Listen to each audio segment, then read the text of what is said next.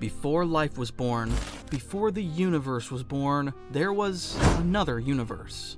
In that universe lived a man by the name of Galen. Galen came from the planet Ta, the most advanced civilization ever to exist. It's been described as a paradise and a utopia, home to some of the most intelligent beings in existence, all dedicated to the pursuit of science. Galen was a space explorer and the son of Ta's greatest scientist. Unfortunately, he was born at a very unlucky time. The universe was old, and it was nearing its end. Lethal cosmic radiation began consuming all life, leaving Ta as one of the last remnants of a once vibrant cosmos. Desperate to save his people, Galen ventured into space searching for a solution, but found none. Eventually, Galen and his crew became the final survivors of the universe. As they approached the termination point, all of the passengers perished, except for Galen. He was then approached by the very sentience of the dying universe, which merged its essence with him, allowing Galen to survive the collapse. The universe was reborn, and so was Galen. But he was no longer immortal. He was transformed into an incredibly powerful being with a vital cosmic role. He was reborn as Galactus. You've probably heard of Galactus, even if you've never read a Marvel comic. He's perhaps the most famous cosmic character in Marvel lore. Although sometimes portrayed as a villain, he was never truly evil. As explained in his origin, Galactus was created by the universe itself to serve a critical cosmic function. According to Odin, Galactus is a natural force of the cosmos, like the solar wind or a supernova. Even in his first appearance, Galactus said he didn't want to harm innocent lives, and described their deaths as regrettable, but he had no other choice but to consume planets. Odin also explained that Galactus' arrival is a test for civilizations throughout the universe. Those who pass are strengthened and made worthy to witness entropy. Those who fail are wiped from existence. In the beginning, Galactus searched for suitable planets on his own, but at some point he realized it would be more efficient to appoint scouts to locate worlds for him. This led to the creation of the Heralds of Galactus. Over the years, Galactus has had many Heralds, each imbued with only a fraction of his cosmic power. All Heralds are granted unique and extraordinary abilities, as well as different weapons to aid them in their mission. So, in today's video, we'll go over every Herald Galactus has recruited, explore their powers, and examine their relationship with the Cosmic Devourer. So, without any further delays, let's take a look at Galactus' first Herald, the Silver Surfer. The Silver Surfer requires no introduction. He's by far the most famous Herald of Galactus that even the most casual superhero fans will immediately recognize. Originally known as Norrin Radd, the Silver Surfer was a native of the planet Zenn-La, which, much like Ta, was a technologically advanced utopia with a population of humanoid aliens devoted to studying science. Norrin was raised as an intellectual, encouraged to seek knowledge, which caused him to restlessly long for knowledge and challenge. In the conversation with his lover, Shala, we learn that Norrin was dissatisfied with his planet's inhabitants. Without poverty or conflict, his people had become hedonists, only caring about their immediate pleasure and satisfaction, even abandoning space exploration. It is no surprise that when Galactus arrived, the planet's inhabitants had no response, as they had little to no weapons and no standing army. Mistaking Galactus for an invader, the entire planet descended into panic. Soon, all hope was lost, but Norrin didn't want to give up that easily. He requested a spaceship and a chance to reason with the mysterious invader. With nothing to lose, the rulers of Zenn-La provided him with a spaceship, and Norrin approached the alien. When attempting to communicate with it, he received only silence, but the ship drew Norrin closer and closer, and he eventually entered. He met Galactus, whom he recognized, as his existence was known to his people through legends. Norrin begged Galactus to spare his world, but the Cosmic Devourer didn't budge. He argued that if Norrin's survival required him to crush an anthill, he would do so without hesitation. Norrin, however, responded that even ants have a right to live, and that there are other planets devoid of life that would satisfy Galactus' hunger. Galactus retorted that it was too late. His hunger was growing stronger, and he could not spare time to find an uninhabited planet. This is when Norrin got the idea of becoming Galactus' servant. He'd be his herald and scout the cosmos for planets that would quench Galactus' hunger. Galactus liked this proposition, however he warned Norrin that if he were to become Galactus' herald, he'd never go back to his mortal life. Realizing there was no other way to save his world, Norrin accepted his fate. Galactus shared a portion of his cosmic power, which caused Norrin's skin to become silver, as it would shield him from the harsh environment of the cosmos. He also equipped him with a surfboard that would allow him to traverse the cosmos. Since the Surfer possesses the power cosmic, an energy wielded by Galactus, he is ridiculously powerful. He was frequently shown to be able to equal the likes of Thor, possessing strength capable of destroying planets larger than Earth. The Nova Corps, which is something of a cosmic police force in Marvel, has described the Silver Surfer as a universal threat. Before departing to serve Galactus, he flew towards his planet for the last time to see his lover Shala. He told her that he had met with the invader and that their planet was now safe.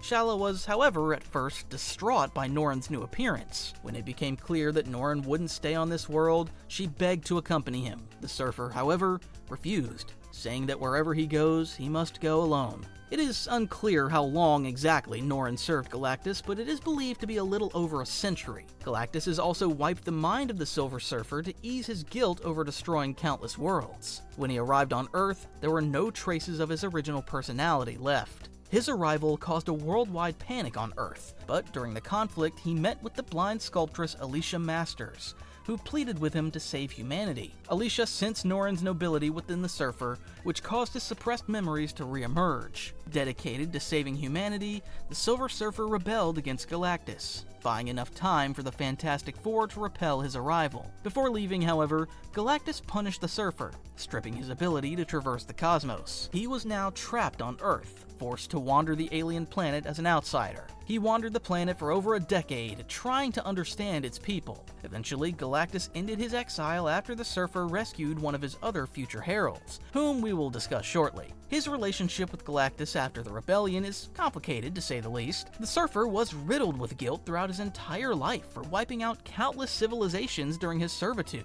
even if he admitted that he served a vital cosmic function. During the Annihilation War, the Surfer returned as Galactus' servant, and the Cosmic Devourer has even admitted that Norrin was his favorite Herald. While free of his function as a Herald, the Silver Surfer is a compassionate, noble, and reliable hero, using his powers to help people around the cosmos. His guilt over serving Galactus is a recurring theme in Silver Surfer stories, and he's often portrayed as a tragic figure. Although a hero who uses his powers to help people, he's not exactly a traditional superhero. Stan Lee has stated that he interpreted the Silver Surfer as a cosmic observer, rather than a superhero like Spider-Man or Captain America. He even admitted that the Silver Surfer was his favorite character to write. Gabriel the Airwalker. While the Silver Surfer was free of his responsibilities as a herald, Galactus wasn't exactly pleased with this decision and sought out another one, whom he'd soon find in the form of Gabriel Lan. Gabriel was a seasoned member of the Nova Corps and a native of the planet Xandar, considered to be the most decorated war hero of his era. He personally requested the Way Opener, one of Xandar's oldest and most renowned spaceships. With it, he assembled a small crew, and together they traversed the cosmos, going on many adventures. Eventually, they came across Galactus' ship. Sensing Gabriel, Galactus teleported him aboard and offered him the role of Herald, granting him limitless power and the ability to endlessly traverse space. He'd apparently scanned Gabriel's mind and determined him to be a perfect fit. Gabriel was indeed a strong contender and accepted Galactus' offer, transforming into Gabriel the Airwalker. He was granted the ability to survive in the vacuum of space as well as interstellar flight. The Silver Surfer technically does not possess flight on his own. He requires his board to traverse the universe. Gabriel was also given the ability to manipulate weather, as well as a unique weapon, the Horn of Galactus, a golden trumpet capable of summoning the Cosmic Devourer from any point in space. Interestingly, in his first appearance, he arrived on Earth to seek the Silver Surfer's return to Galactus' servitude. The Surfer refused and fought the Airwalker, only to discover that it was actually a robot. The truth behind Gabriel was revealed in later issues. Gabriel served Galactus for years, and the cosmic being became quite fond of his herald, even befriending him. They often had deep conversations about the vastness of the cosmos, and Galactus greatly admired Gabriel's fascination with the universe. Though they sometimes disagreed about the morality of Galactus' function, Gabriel remained loyal and served him faithfully. Sadly, during one of their missions, aliens known as the Ovoids attacked Gabriel and Galactus. Gabriel was gravely wounded, and because Galactus was starved and powerless at the time, he couldn't heal his herald. Gabriel eventually succumbed to his injuries. In an attempt to bring his beloved herald back, Galactus transferred Gabriel's soul into a perfect robot replica. However, he was unable to restore Gabriel's original personality and his passion for exploration,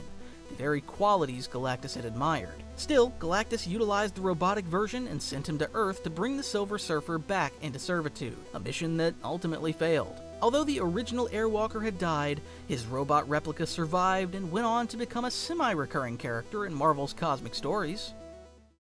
The Firelord. The Firelord's origin is directly connected to Gabriel's. He's also from Xandar and is a graduate of the Nova Corps Academy. He greatly admired Gabriel and looked up to him as a worthy warrior. When Gabriel left Xandar to traverse the cosmos with the Way Opener, Firelord, whose real name is Pyreus Krill, volunteered to accompany him, eventually becoming second in command. When Gabriel was abducted by Galactus and transformed into a Herald, Pyreus dedicated his life to finding his comrade. He, alongside the crew of the Way Opener, traversed the cosmos for years in search of their leader. Eventually, Pyreus found Galactus, but it was after Gabriel had died. Unaware of his friend's fate, Pyreus demanded information, but Galactus offered him a deal. He would tell him what happened to Gabriel, but only if Pyreus became his herald. Pyreus agreed, and he was transformed into the Firelord.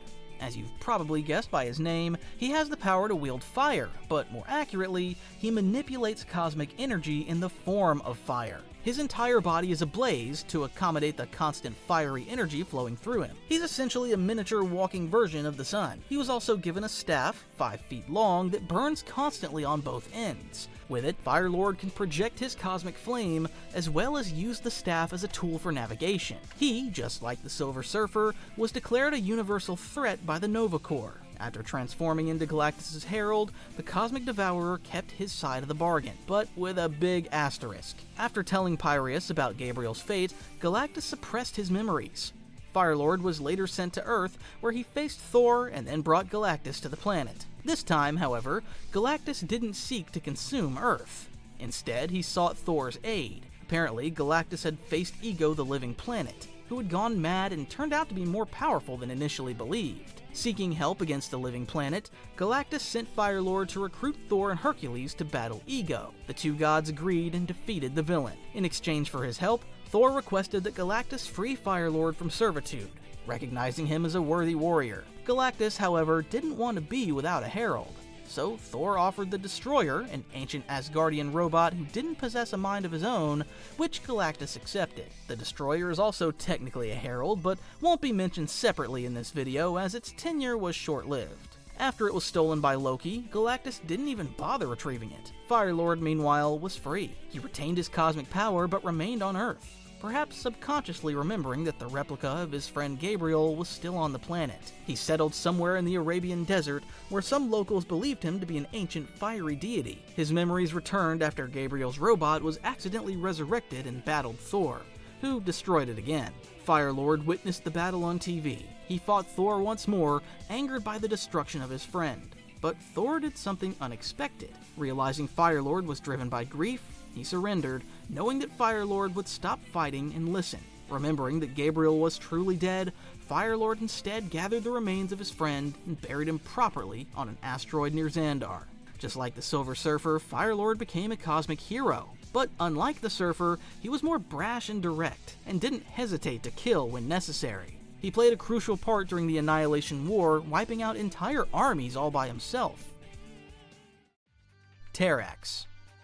After recruiting and leaving 3 different heralds, Galactus made an interesting conclusion. All of his previous heralds were noble people who weren't exactly fond of destroying countless worlds. To get rid of this problem, he decided to recruit someone less heroic, someone who wouldn't be bothered by planetary destruction. He found such a person in Tyros, a ruler of a kingdom on a distant planet. To call Tyros a tyrant would be an understatement. He ruled his kingdom with an iron fist. He loved power and conquest and lived a life of violence and hedonism. Tyros' lack of morality is what attracted Galactus. Coincidentally, around the same time Galactus discovered Tyros, he was visited by the Fantastic Four, who asked for his help to defeat another cosmic villain. Galactus agreed to help under one condition. He ordered the Fantastic Four to track down Tyros and bring him to Galactus' ship. The Fantastic Four fulfilled their mission and found Tyros. Galactus then turned him into his herald, known as Terrax the Tamer. He was given the ability to earthbend, capable of moving mountains and even destroying asteroids. He had full control over rocks and stones. As some of you have probably noticed, each herald up to this point was based on one of the 4 elements of nature. The Silver Surfer was based on water, inspired by the Riders of the Seas, while the sources of Airwalker's and Firelord's powers were air and fire, respectively. This is why Galactus gave Terrax the aforementioned abilities. But to be more precise, Terrax already possessed earthbending, as he was stated to be a mutant. Galactus simply enhanced his abilities by at least 100-fold. What makes Tyros different from the other heralds is that he never made a deal with Galactus. While all of his previous servants chose servitude, more or less voluntarily, although usually under duress, Terrax was subjugated against his will. For his entire tenure as a herald, Terrax wasn't loyal, and only obeyed Galactus out of fear. Despite this, he was a very efficient herald, bringing Galactus more worlds than his previous servant. He likened discovering these worlds to conquest.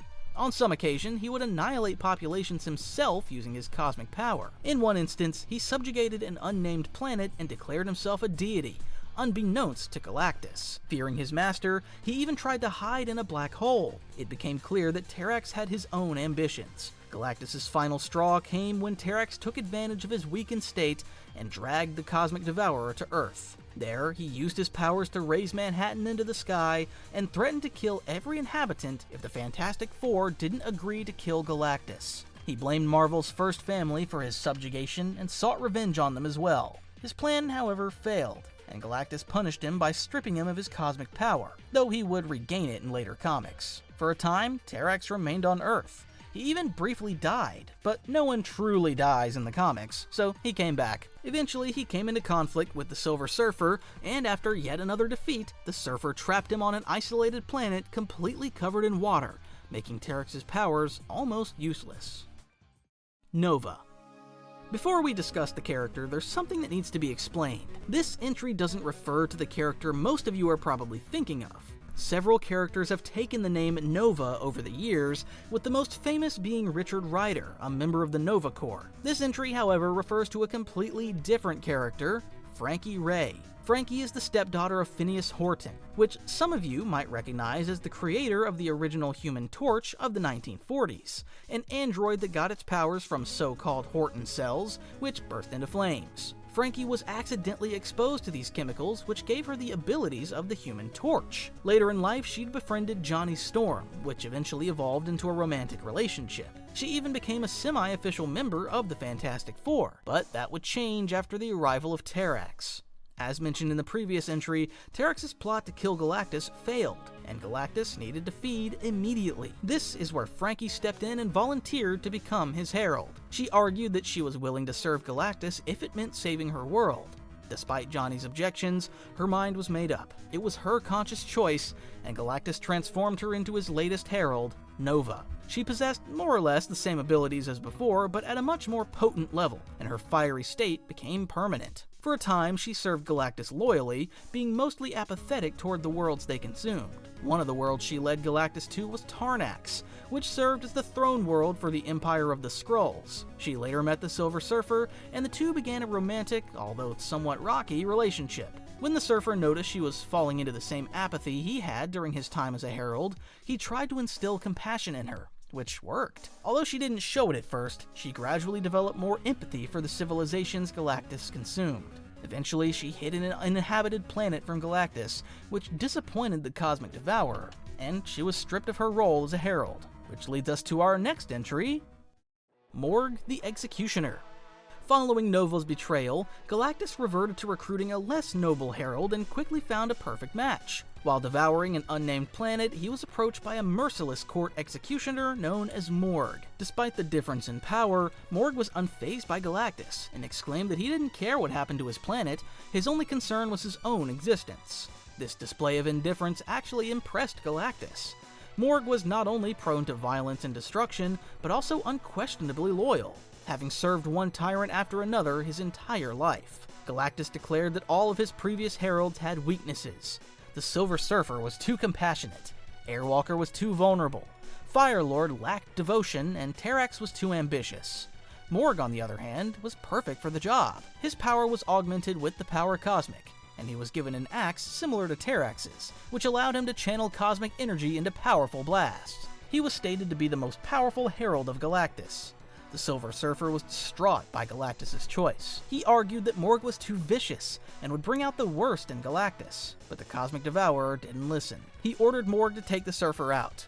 The two Heralds battled, and Morg easily defeated the Surfer, but ultimately spared him as a warning. Desperate, the Silver Surfer tracked down each of Galactus' former Heralds. He even revived the Airwalker robot and released Terrax from his imprisonment, but even that wasn't enough. While destroying another planet, Morg discovered a mysterious pool of water known as the Well of Life.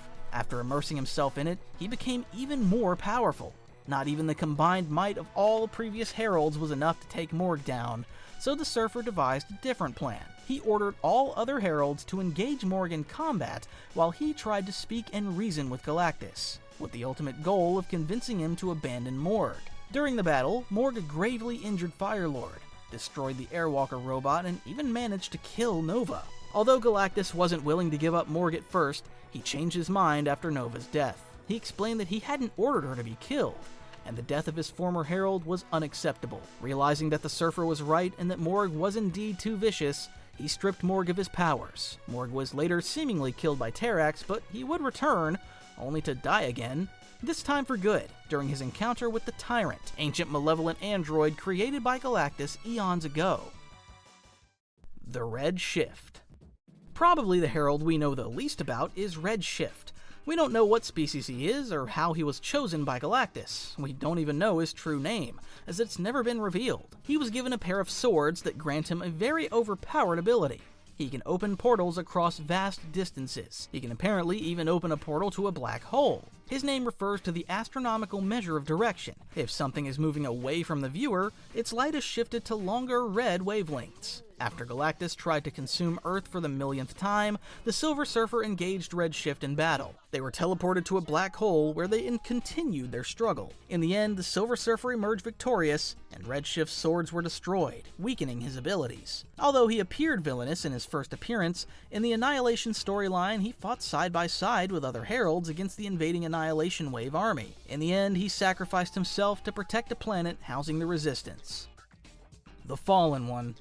This is the Herald who brought some contradictions with his introduction. Throughout the comics, it's been stated that the Silver Surfer was Galactus' first Herald, but later comics introduced a different character known only as the Fallen One, who was stated to be the actual first Herald. There was also another Herald who appeared when Galactus arrived on Earth in the 1400s, but nothing is known about them. Galactus' arrival was repelled by Michelangelo and Galileo Galilei, and yes, in Marvel, they were superheroes. Not much is known about the Fallen One, but he's certainly very old, as he was Galactus' first attempt at creating a servant. What makes him different is that he was empowered with dark energy as opposed to the power cosmic. Although other Heralds are considered to be universal threats, the Fallen One was stated to be a galactic threat, suggesting he's weaker. As you've probably guessed from his name, he didn't serve Galactus for very long. Apparently, Galactus found him to be too cruel and unpredictable, and eventually imprisoned him. He'd break out of prison from time to time to find and kill Galactus. Eventually, he was discovered by Thanos, who enslaved him and turned him into his own Herald. But the Fallen One would die during the Annihilation storyline, in which all Heralds played a substantial role. Stardust. Finally, there is Stardust, the most recent Herald of Galactus. Her real name is Lambda Zero, and she's an ethereal, a race of abstract creatures who exist in a non-corporeal form. It's unclear how Galactus recruited her, but she is by far the most loyal of all his Heralds. She developed a borderline fanaticism toward Galactus, even worshipping him as if he were a god. She was so dedicated to her role as a Herald that she would go out of her way to hunt down any survivors of the planets she and Galactus destroyed. Being an abstract creature, she's almost completely immune to physical harm and can recover from virtually any injury. Her weapon is a cosmic halberd, which she uses to channel cosmic energy. Just like Red Shift, she can open portals to black holes. In her first comic appearance, we see Galactus consume a planet inhabited by Corbinites, a race of the superhero Beta Ray Bill. Thankfully, most of the planet was evacuated, but Stardust pursued them, leading to a conflict with the hero. During the Annihilation War, she fought valiantly to protect her master, as the villain Annihilus sought to harness his cosmic power. She sacrificed herself alongside Red Shift, but survived the blast thanks to her non-corporeal form. She later learned that most of her species had been eradicated by Annihilus. Those who survived confronted Stardust, calling her a traitor who had abandoned her people. In self-defense, she absorbed them all. She returned to her master only to discover that he had already appointed the Silver Surfer as his herald once again, and no longer sought her service. Galactus was willing to let her go without any hassle, even allowing her to retain her cosmic power. But Stardust was so obsessed with serving Galactus that she refused to leave. In order to prove her loyalty, she fed him the last remaining members of her species she had absorbed earlier. Galactus was so impressed by this that he welcomed her back, this time keeping 2 heralds simultaneously. Other heralds.